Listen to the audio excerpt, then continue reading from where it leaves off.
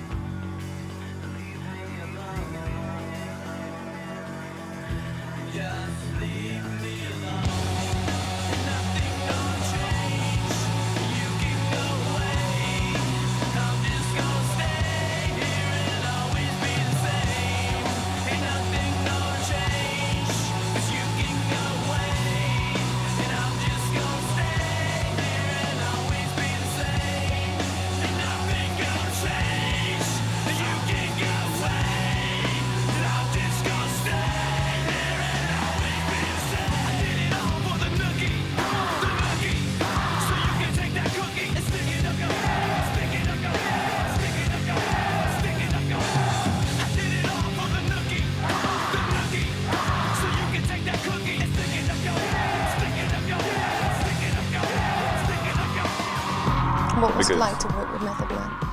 It's great. Yeah? Yeah. What did he put in? He put in his energy. He put in his amazing rhyme that he wrote. We came in the studio together and wrote our lyrics together, back and forth, in about an hour.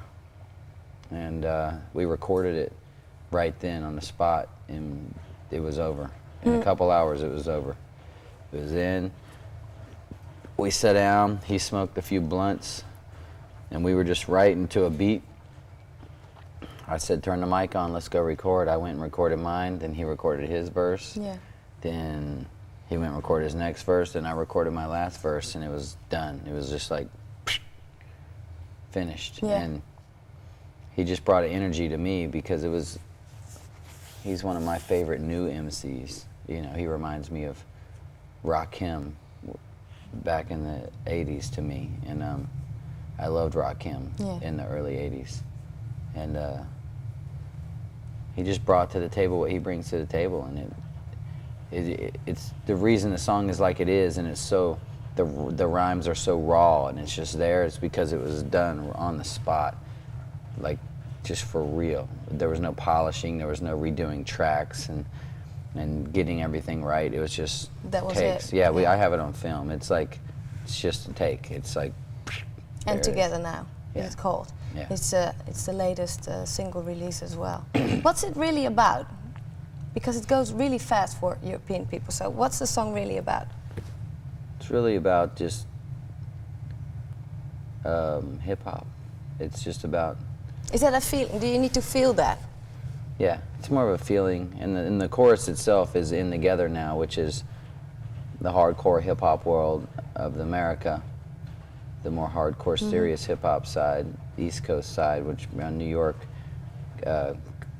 collaborating with a rock band and vocalist from a rock band. And it's more of like a feeling and a vibe, and like kind of an educated type lyric thing during the verses, kind of like not much of a story in the lyrics. It's just like MCs feeling a beat and just being MCs and just rapping, you know. Having the vibe of that moment. Yeah, just that moment. It's like it really has no long-term meaning or no short-term, because it's kind of like not a brag boast type of rap, but it's like there's this thing that Kind goes, of a freestyle, improv. yeah, it's like a freestyle, like just like bam, and the chorus is the long-term effect. Our chorus is like, we're in Together Now, you know, and people who have a problem with it can shut the fuck up. And that's what the chorus is, you know. It's like, because a lot of people have a problem with it. DJ,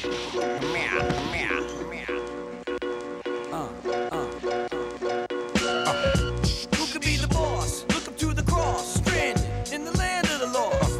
Standing up, I'm sideways. I'm blazing up the path, running on the highways of rap. Choked up by the smoke and the charcoal. Lava stamps and brands me like a barcode. I'm dashing all the media strikes. I keep the media as reinforcement for the fight. And not alone, I'll keep John Gotti on the phone. I'm tangled in the zone, I got the bees on the track. Better for you at the cow. Let me hear your pigeons run your mouth now.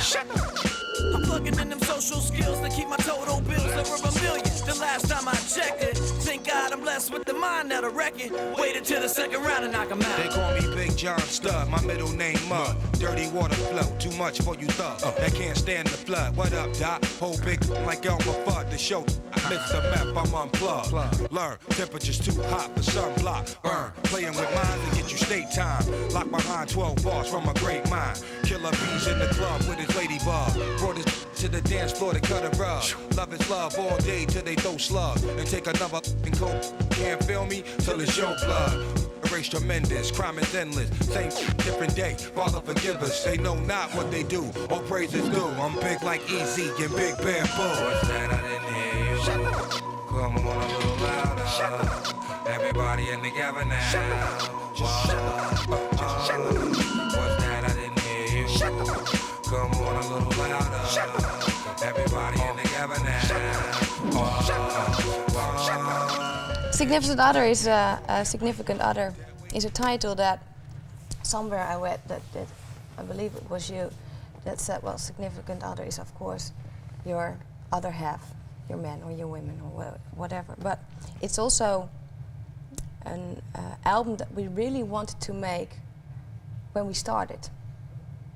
So I was thinking, why didn't you make it then, or call it then significant other? Because we could when we made $3 Bill. It's because we couldn't. The $3 Bill is the only thing that we could have possibly made right then. Because of money or inspiration? Or? Just because that's where the point that we were at in our lives. If we could have made that our first album, that would have been more of what we would have expected to come out of us. We had like a view of what we wanted and what we were about and what we were about live, but when we recorded, we were so green, and which was so dumb to everything, and so it was so new, inexperienced, so quick, and we wrote the record in 1 week, boom, and went and recorded in a few weeks, and it was just like in and out, go tour. We went from touring to recording in a really weird environment, really quick, people around having too much to say, so we were just like, fuck you, get away from us, and we just want to go tour again. We got done with the record, went and toured. It was like it didn't even happen, kind of. It was like just so fast. Really fast. I didn't have time to think about anything, really, and I think being spontaneous is a big key, but I think thinking about what you're doing too, like it was just so quick and so like...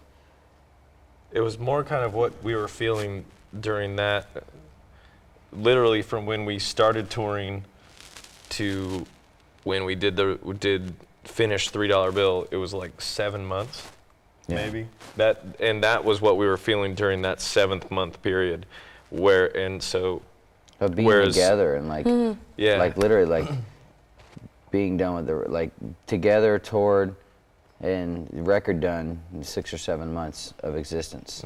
To where this is sort of more of, we looked before $3 Bill and everything after $3 Bill and $3 Bill itself, and kind of looked at our whole lives and took significant other from that instead, and really dug deeper on significant other and took more time.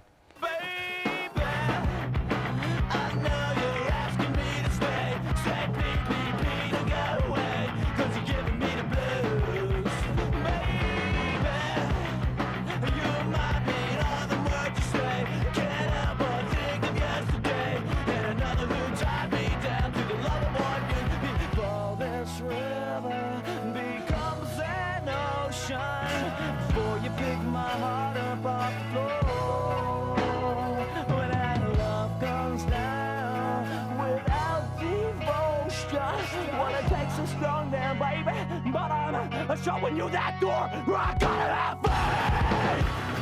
Gotta have faith. Gotta have faith. Gotta have faith. Get the f up. What kind of bad things happen to you that you find that out? So, I mean, I don't know your age, but you find it out very quickly in life that you can't just trust anybody, and the real friends will stick by you, whatever it takes and whatever you do. You know, I think life's one big lesson. That's true. And you're just learning it as you go. I don't think I've learned that much. I think I'm just, every single day I think I know something, I've learned something, I find something else out the next day. And it's just this process that just keeps going, you know, and I just happen to be a sensitive person, an emotional person, and I happen to have been the kid that kept everything in all his life, you know, and we happen to have been the underdog kids of our schools. You know, the ones that got bullied around or whatever, and I think we're very lucky to be able to express ourselves now and have the tables turned a little bit. We don't bully people around, and we don't do that, but it's kind of like, I'm sure there's people that love to pick on me and start fights with me that have my record now, you know, and that's like, maybe they'll, you know, think maybe one of them songs are about them, or, you know, my personal, I don't get too deep in the exact specifics to the world about exactly what made me write these songs. But it is because personal. Upsetting. No, it's very personal. But I write about everything that happens in my life and the things that hurt me and keep me inside. And I just step back and write them in a way that you can put it to something in your life. The overall feeling is what I want you to understand. How many of you people remember the House of Pain?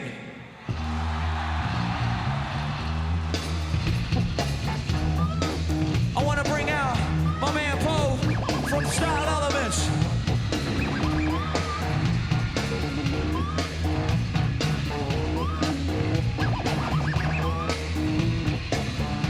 And my man Easy Rock from the Rock Steady Crew. You like breakdancing, baby? Are you ready?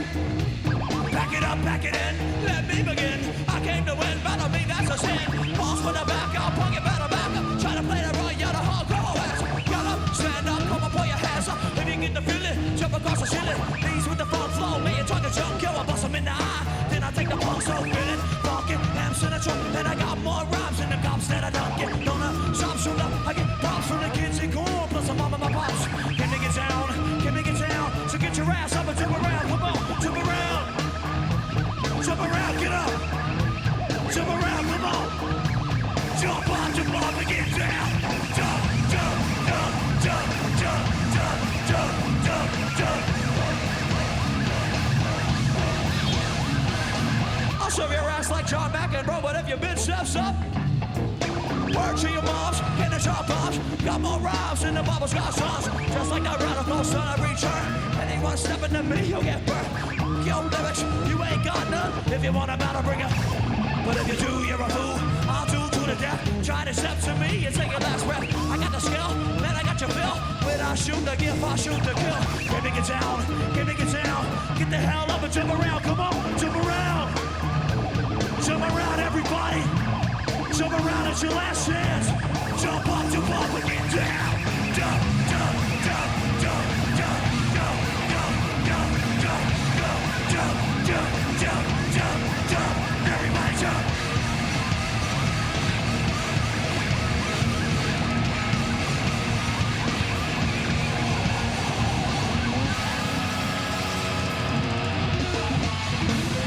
Do the fans get a chance next year to see you perform, maybe on some festivals or? No, we're bringing a tour here. Oh, really? We're not going to do the festivals. We're going to do a full production tour of A tour like Europe. we would do in the States and Europe. Yeah, instead of just coming over here with some amps and playing on a raw stage for you where you can't get familiar and you see us and you go, we're actually going to come here and do a tour just like we would in the States with a full production, lights and PA. And do you know already when you will be in Holland, or there's no tour we have schedule? We have to record the new record first, so we can Okay. come here with two new records worth of material, and we just have to put it together, which I don't think it's going to be hard. I would say they would last for a couple months over here, and you would have a chance to see us maybe once for sure, and twice, probably twice. Okay. With the full production, you know, because when you see it one time, you experience it.